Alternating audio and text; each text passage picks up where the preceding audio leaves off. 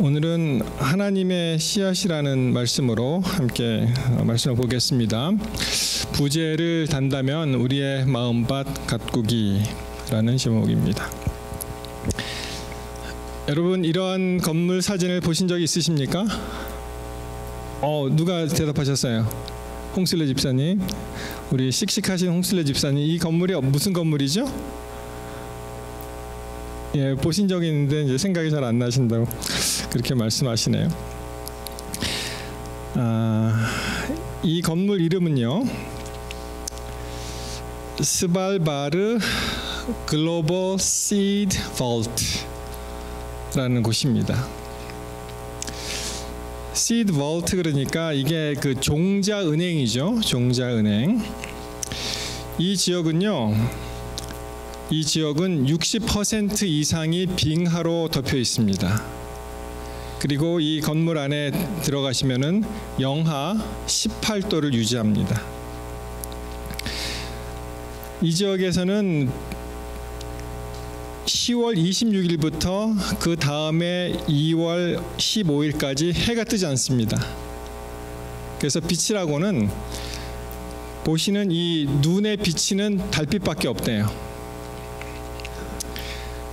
이것은요, 여러분 지도 공부를 잠깐 하시면은 잘 안 보이시는군요. 이게 화면에서는 희미하게 보여도 이제 이쪽에 비치면은 굉장히 안 보이는데, 제가 다른 지도를 갖고 올 걸 잘못했습니다. 여기 희미하게 흰 부분이 노르웨이입니다. 스칸디네이비아 반도가 있는 노르웨이고요. 여기가 아이슬란드고 이쪽이 그린란드가 이렇게 보이는 요 노르웨이 해에 여기 섬들이 모여 있는데, 그걸 스발바르 제도, 그래서 이 롱이어 비엔이라는 곳에 이러한 그 종자 은행을 설치를 했고요. 북위 74도에서 81도 사이에 있어서 북극점까지는 마일로 한 800마일 정도 걸리고 킬로로 한 1300km 가면은 이제 북극점에 도달을 합니다.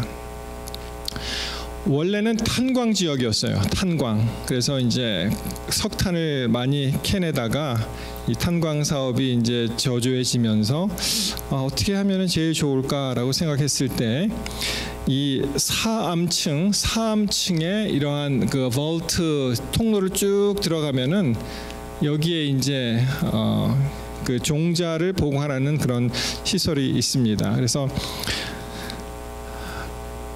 필경 그 핵전쟁이 나도 견딜 수 있는, 핵전쟁이 나면 이제 먹을 게 없어지잖아요. 그렇기 때문에 이제 최후의 인류가 이제 살 수 있는 그런 것을 만들고, 그 다음에 해수면 130m 위에 있기 때문에 빙하가 녹아도 끄떡없는 곳에 길이 27m, 폭이 10m인 총 88만 837종의 씨앗이 한 200만 개가 여기 들어가 있다고 합니다. 굉장하죠?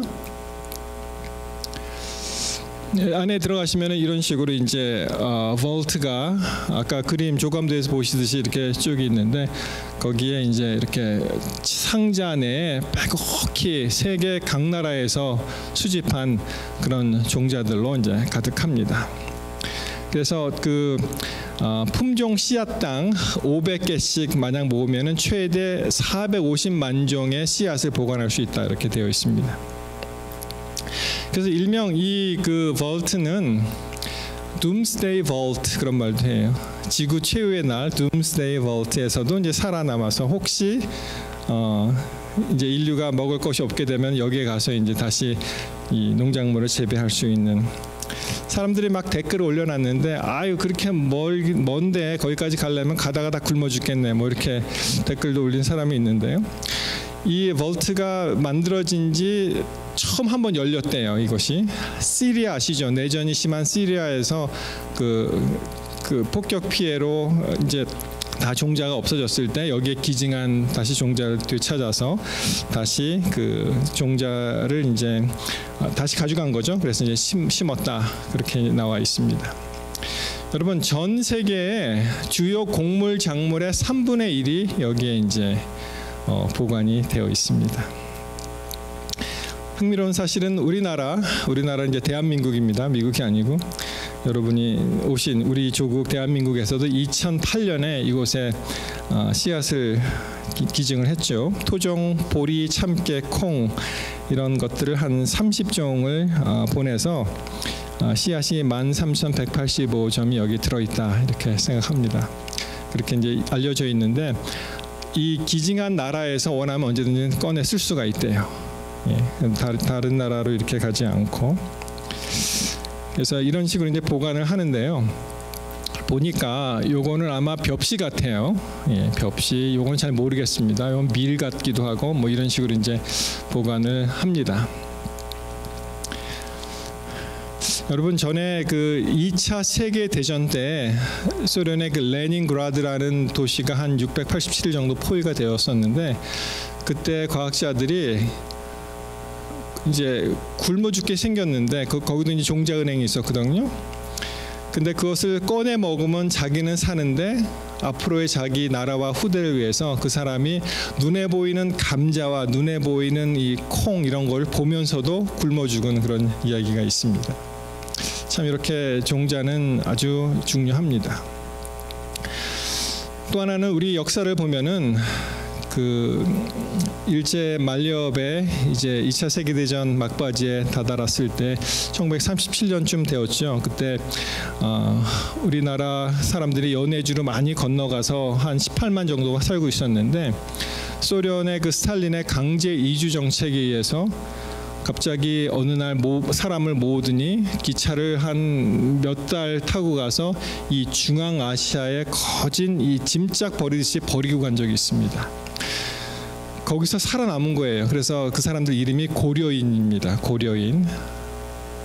중국에 사는 사람을 조선족이라고 하죠. 소련에 사는 사람, 러시아에 사는 사람은 고려인이라고 하는데 여러분 우리 한국 사람들이 농경 문화이기 때문에 어디를 가든 씨앗을 가져갑니다. 그래서 이 할아버지 할머니들이 우리나라 그 벽시 같은 걸 가져간 거예요. 갑자기 모여서 태우고 가는데 그래서 거기서 이제 농사에 성공하면서 이제 살아난 그런 역사도 있습니다. 여러분 마태복음 13장에 가시면 이렇게 시작이 되죠. 그날에 예수께서 집에서 나가사 바닷가에 앉으심에 큰 무리가 그에게로 모여들거늘 예수께서 배에 올라가 앉으시고 온 무리는 해변에 섰더니 하면서 이제 우리 잘 아시는 그 씨 뿌리는 비유의 말씀을 여기 하십니다. 예수께서 비유로 여러 가지를 저희에게 말씀하여 가라사대 씨를 뿌리는 자가 뿌리러 나가서 뿌릴새 더러는 길가에 떨어짐에 새들이 와서 먹어버렸고 더러는 흙이 얇은 돌밭에 떨어짐에 흙이 깊지 아니하므로 곧 싹이 나오나 도둔회에 타서 뿌리가 없으므로 말랐고 더러는 가시 떨기 위에 떨어짐에 가시가 자라서 기운을 막았고 더러는 좋은 땅에 떨어짐에 혹 100배, 60배, 30배 결실을 하였다. 이렇게 말씀하시는 그 씨 뿌리는 자 비유 우리가 잘 아시는 말씀입니다. 자, 예수님은 위대한 스토리텔러였습니다. 이 이야기를 잘 전달하시는 그런 분이셨는데 그 중에 하나는 3절에 나왔듯이 예수님께서 이 비유로 말씀을 하셨어요. 그래서 이 이스라엘 지방에서 이제 살면서 그 유대 백성들에게 말씀하실 때 그들이 아주 잘 아는 비유의 말씀으로 아주 쉽게 그렇게 설명을 하셨는데 이 비유라는 말은요, 잘 보이십니까? 영어로 parable 그렇게 하죠. 이것이 이제 헬라어의 파라볼레에서 나왔습니다. 이 파라볼레는 그 시작될 때 파라라는 말은 이 나란히 있다 이런 뜻입니다. 그래서 여러분 그 패럴렐 아시죠? 패럴렐 평행선 할 때 그것도 이제 나란히 같이 가는 거 아닙니까? 그런 이제 어근에서 나왔는데 이 파라볼레의 뜻은 이런 것입니다. A placing beside 그러니까 이 옆에다 두는 거죠. 그래서 이제 비교하는 거고, 이것이 영어로 parable, proverbs, symbol, type 이렇게 나옵니다. 여러분, 이스라엘에서 농사를 짓는데 우리나라 그 벼농사하고 좀 다르죠. 우리 벼농사 모내기를 하게 되면은 묘판에다가 그 쌀을 이제 벼를 심고 그것이 이제 발화돼서 묘판에서 이제 모내기를 하지 않습니까? 모내기를 일직선으로 이제 촘촘히 이렇게 물을 내는데, 이스라엘에서는 이를 씨를 뿌리는 거예요. 이렇게 씨를 뿌립니다. 그러면은 여기서 이제 말씀하신 것과 같이 어떤 씨는 그 이 길가에 이제 떨어지죠. 길가에 떨어지면은 이제 새가 와서 이제 집어먹고, 어떤 씨는 뿌리니까 거기에 이제 토심이 약한 이런 그 돌짝밭에 떨어지는 씨가 있고, 그 다음에 어떤 씨는 굉장히 그 가시 떨기가 있는 그런 땅에 이제 떨어지고, 어떤 씨는 아주 옥토에 떨어져서 100배, 60배, 30배 열매를 맺는 그런 말씀을 하시는 것입니다. 여러분, 우리의 마음밭의 상태는 어떻습니까? 여러분, 어떤 사람은 굉장히 까칠한 사람이 있죠. 까칠해서 이렇게 얘기해도 잘 안 들어갑니다. 어떤 사람은 좀 이렇게 너그럽고 이렇게 풍만해서 무슨 소리를 해도 잘 받아주는 사람이 있습니다. 맨 처음에 그 길가에 떨어진 씨, 무슨 농부가 이렇게 일부러 길에다 뿌리겠어요. 이렇게 농사, 아까 말씀드렸듯이 농사를 짓다 보면 길가에 이렇게 떨어질 수가 있다는 것이죠. 길가에 떨어지면 그 씨의 운명은 어떻게 될까요?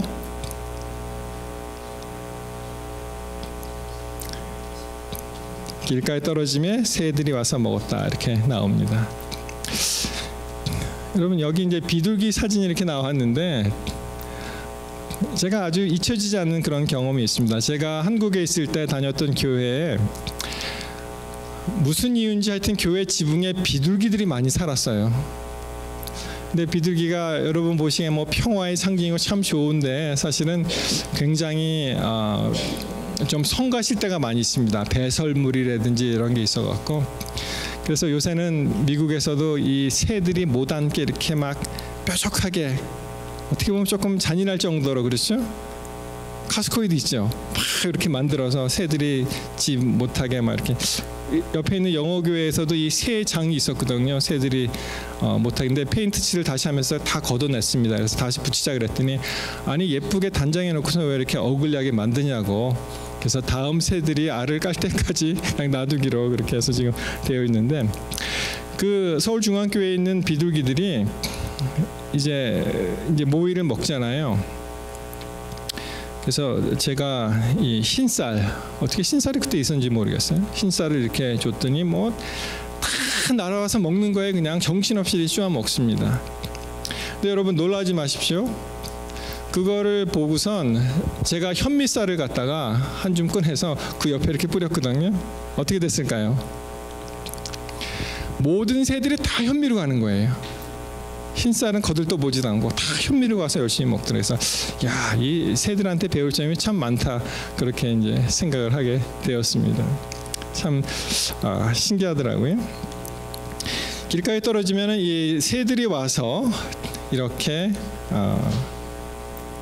다 먹어버린다, 이렇게 말씀하십니다. 여러분, 우리는 이 교회에 올 때 어떠한 마음밭을 가지고 오십니까? 한번 진지하게 한번 생각을 해보십시다. 이런 책이 있습니다. 나도 힘들고 아프고 고통스러웠다. 이 최영미라는 사람하고 이제 24명의 성도들이 이제 신앙 간증집이 있었는데, 여기에 이런 내용이 나와요. 보면은 사실 뭐 대한민국도 마찬가지고 뭐 여기도 마찬가지지만 교회 다니는 사람이 많이 있긴 하지만은 사실은 안 다니는 사람이 더 많잖아요. 뭐 우리 4천만, 뭐 5천만 인구 중에 한 1,000만 정도 잡아도 안 다니는 사람이 더 많습니다. 그래서 그래도 교회 다니는 그 믿음의 식구들에게 물어봅니다. 사람들이 교회에 다니는 이유가 뭔가 이렇게 물어봤어요. 여러분, 만약에 어떤 인터뷰가 와서 마이크를 들여대면서 교회 다니는 이유가 뭐세요? 그럼 뭐라고 대답하시겠어요? 우리 한번 솔직하게 한번 대답해 보십시다. 여러분은 교회를 어떤 마음으로 왜 다니십니까? 이 책에 나오는 첫 번째 답변이 이거였어요. 그냥 다닌대. 아무 생각 없죠. 그냥 다닌다. 그리고 두 번째 나오는 이유가 뭐냐면은 나는 인격 수양을 위해서 다닌다. 이렇게 대답을 했고요.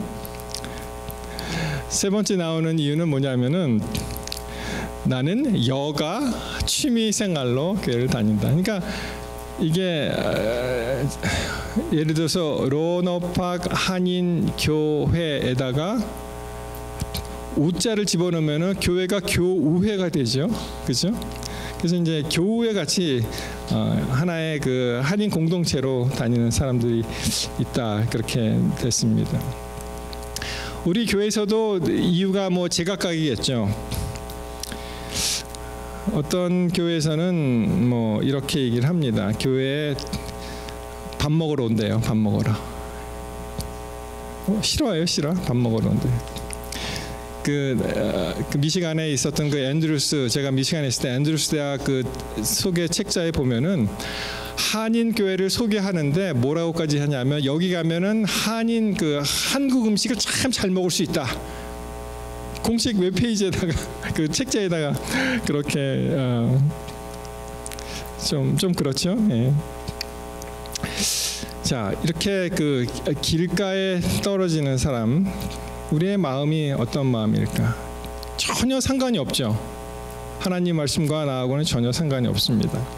출애굽기 5장 2절에 보시면 이런 말씀이 있죠. 바로가 가로되 여호와가 누구간데 내가 그 말을 듣고 이스라엘을 보내겠느냐? 나는 여호와를 알지 못하니 이스라엘도 보내지 아니하리라. 전혀 상관없는 사람이 있습니다. 하나님이 누군지 거기에서 알 필요도 없고 알려고도 하지도 않고 그리고 나와 상관없이 사는 사람들이 있습니다. 만약 그런 마음으로 교회에 다닌다면 정말 우리는 길가에 떨어진 그런 씨앗 같은 그런 인생을 살게 될 것입니다. 두 번째로 말씀하시는 것은 이 돌밭에 떨어진 이야기죠. Some fell on rocks. 돌밭에 떨어진 얘기를 합니다. 여러분 참 이 돌밭에 떨어지는 생각을 하다 보니까 출애굽기 8장 19절에 있는 말씀이 생각이 났습니다. 그건 뭐냐면은 술객이 바로에게 고하되 이는 하나님의 권능이니이다. 하나 바로의 마음이 강팍해 되어 그들을 듣지 아니하고 여호와의 말씀과 같더라. 출애굽기 8장 19절에 나옵니다. 우리의 마음이 돌밥 같은 마음이 되면은 하나님의 말씀이 안 들어가는 거예요. 거기에 우리의 마음이 어떻게 하면 이렇게 돌밭과 같이 되고 뭐라 그럴까요? 강팍하게 될까요? 어떻게 하면은 영어로 hardened heart. 어떻게 하면 그렇게 될 수 있습니까? 히브리서 3장 15절의 말씀을 보시면 성경이 일렀을 때 오늘날 너희가 그의 음성을 듣거든 노하심을 격동할 때와 같이 너희 마음을 강팍해 하지 말라 하였으니. 그래서 영어로 표현하면은 사람이 repeated refusal of God's invitation. 하나님의 말씀이 계속 들어오는 것을 계속 거부하면은 우리는 우리의 마음이 돌밭같이 되는 거예요. 하나님의 말씀이 우리의 마음밭을 계속 노크를 하는데 우리가 고집 피우면서 계속 그것을 거부하면은 바로와 같이 그 마음이 강팍하게 되면서 우리의 마음이 돌밭과 같이 된다는 것입니다. 자, 그 다음에 나오는 것이 이제 가시반 이야기를 하시죠. 뭐라고 하십니까? 가시떨기에 뿌리었다는 것은 말씀을 들으나 세상의 염려와 재리의 유혹에 말씀이 막혀 결실하지 못했다. 그렇게 말씀하십니다. 이 세상의 염려, 영어 표현을 하면은 The cares of this world 이렇게 나옵니다. 세상에 이 care of this world가 뭐냐? 세상의 염려가 무엇이냐? 마태복음 6장 22절의 말씀을 보시면은 이런 말이 있습니다. 여러분 잘 아시죠? 자, 눈은 몸의 등불이니 그러므로 내 눈이 성하면 온몸이 밝을 것이다. 우리 한글 성경에는 내 눈이 성하면, 뭐 다른 말로 하면 온전하면, 영어 표현을 보시면은 Your eye is good. 내 눈이 좋으면, 그러면은 뭐 온몸이 밝을 것이다. 그렇게 표현되어 있는 이 성한다는 말의 뜻은요, 이것이 헬라어로 하플로스라는 단어에서 왔는데, 이것이 참 흥미로운 단어입니다. 이 하플로스라는 단어는 하플로스, 단순하다, 그리고 싱글, 하나다, 클리어, 명백하다, 이런 뜻이 있는데, 여기서 다시 풀어서 말씀드리면은 내가 눈이 하나면 그러면 온몸에 밝을 것이다, 이런 말입니다. 이게 이제 은유적, 비유적으로 이제 해석을 하셔야죠. 물론 여기서 나오는 눈이 하나라는 뜻 자체가 여러분 사이클롭스라는 그런 인물 아십니까? 이 호모 율리시스에 나오는 거대한 괴물인데 눈이 하나예요. 그래서 이 주술에 걸린 율리시스가 거기서 빠져나오면서 다 이렇게 포도주를 먹으면서 이제 거의 정신을 잃었을 때 눈을 찌르고 이제 나오죠. 그런 이제 뭐라 그럽니까? 신화? 갑자기 생각이 안 나네. 거기서 나오는 인물, 그런 뜻의 눈이 하나가 그런 뜻이 아니고 이게 undivided mind입니다. 그러니까 우리가 하나님을 향해서 곧장 가는 거예요, 그냥. 어제 마태복음 14장을 잠깐 살펴보면서 베드로가 물에 빠졌을 때 예수님이 유령이다 그러고 아니면은 나로 걷게 하라고 하셨을 때 뭐라고 했습니까? 걷게 하셨는데 베드로가 걸었죠. 걷다가 어떤 일이 일어납니까? 걷다가 바람이 부는 걸 보잖아요. 그게 예수님께 눈이 고정이 됐다가 다른 것을 보다 보니까, 그러니까 이제 넘어지게 되는 건 똑같은 거예요. 우리가 예수님이 하시는 말씀으로 믿고 그냥 곧장 따라가면 되는데 보니까 뭐가 보여요? 세상 근심 걱정과 재리의 유혹들이 이제 보이는 것입니다. 성경에는 이렇게 말씀하시죠. 민수기 14장 3절에 보시면, 민수기 14장은 정탐꾼들이 와서 이렇게 쫙 보고 그 다음에 아주 실망을 해갖고, 왜냐하면은 12명 중에 10명은 다 아니요, 그리고 2명만 여호수아 갈렙만 오케이 했었지 않습니까? 그 백성들의 반응입니다. 어찌하여 여호와가 우리를 그 땅으로 인도하여 칼에 망하게 하려 하는고, 우리 처자가 사로잡히리니 애굽으로 돌아가는 것이 낫지 아니하랴. 이에 서로 말하되 우리가 한 장관을 세우고 애굽으로 돌아가자. 어떻게 애굽으로 다시 돌아가겠어요? 거기서 그렇게 종살이하고 힘들게 나왔는데, 그렇죠? 그리고 이제 목적지가 목전에 있는데 그들이 하나님을 바라보는 것이 아니고 다른 걸 본 거예요. Divided mind. 그런 의미에서 눈이 하나라는 것입니다. 그 다음에 우리가 잘 아시는 정말 옥토에 떨어진, 우리가 추구할 것은 이거죠. 우리의 마음을 잘 가꾸고 하나님의 말씀에 들어왔을 때 그것이 꽃피는, 그것이 열매 맺는 그런 삶 아니겠습니까? 하나 영상을 보시겠는데요. 잠깐만요. 예, 됐습니다. 정말 우리의 옥토에 하나님의 말씀이 떨어지면 이렇게 자라나면 좋겠어요. 한번 같이 보시겠습니다.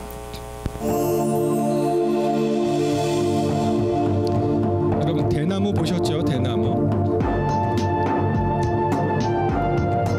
이게 찍은 걸 보니까 카메라가 낮하고 밤이 바뀌지 않았어요. 하룻밤에 일어나는 사건입니다.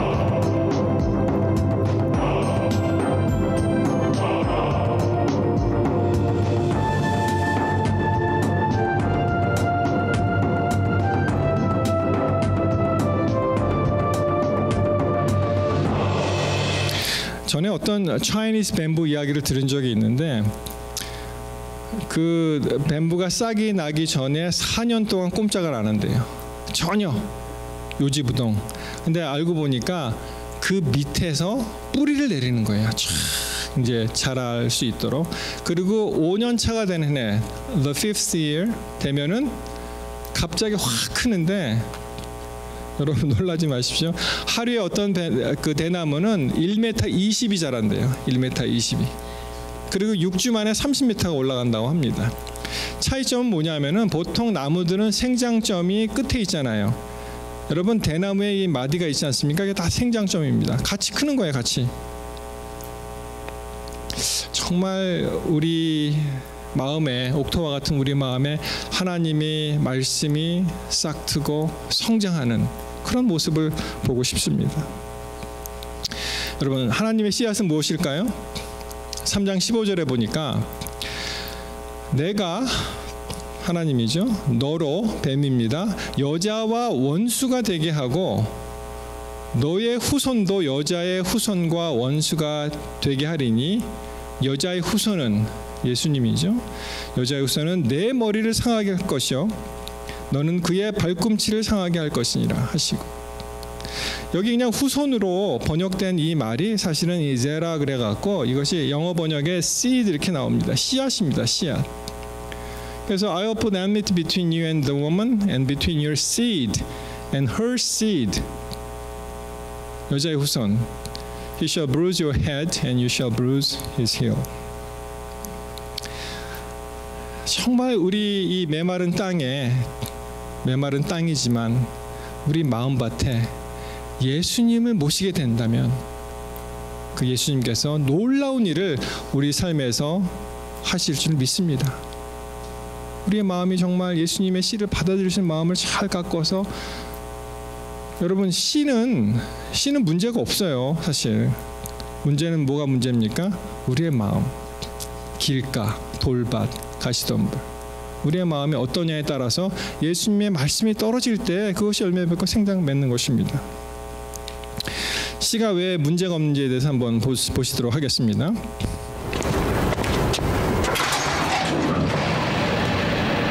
하만에 있는 박물관입니다. 이곳에 다소 엉뚱한 것이 보관되어 있습니다.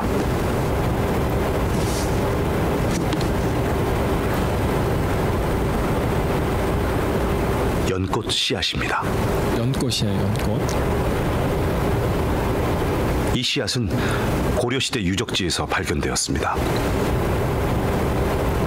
씨앗의 나이를 연대 측정해 보니 700년. 사람들은 이 씨앗을 발화시켜 보았죠.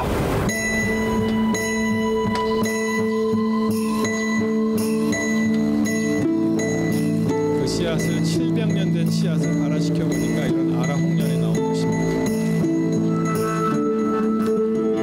씨앗은 700년을 기다렸습니다.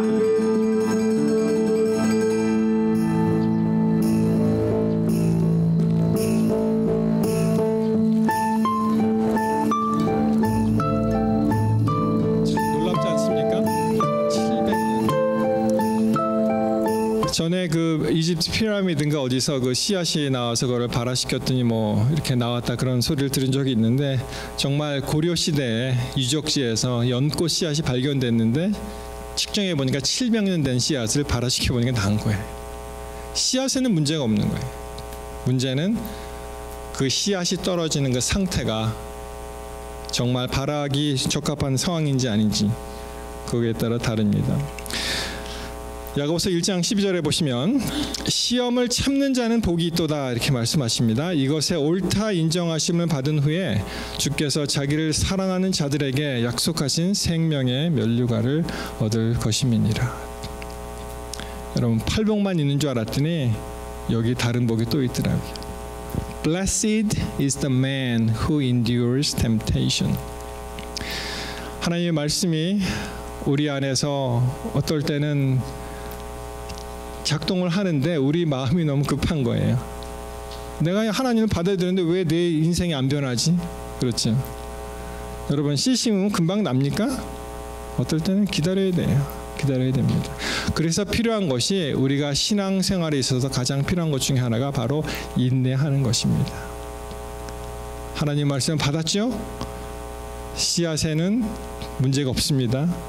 이것이 결국에는 우리의 마음밭에 따라 정해진 시간에 드디어 발화하고 그리고 우리의 모든 것이 주님 안에서 형통하게 그렇게 이루어질 줄 믿습니다. 여러분, 우리 모두가 정말 귀중한 하나님의 말씀을 잘 받아서 감당하시고 또 일주일을 사실 때 승리하는 그런 귀한 생애를 사시게 되시기를 간절히 바라면서 말씀을 마치겠습니다.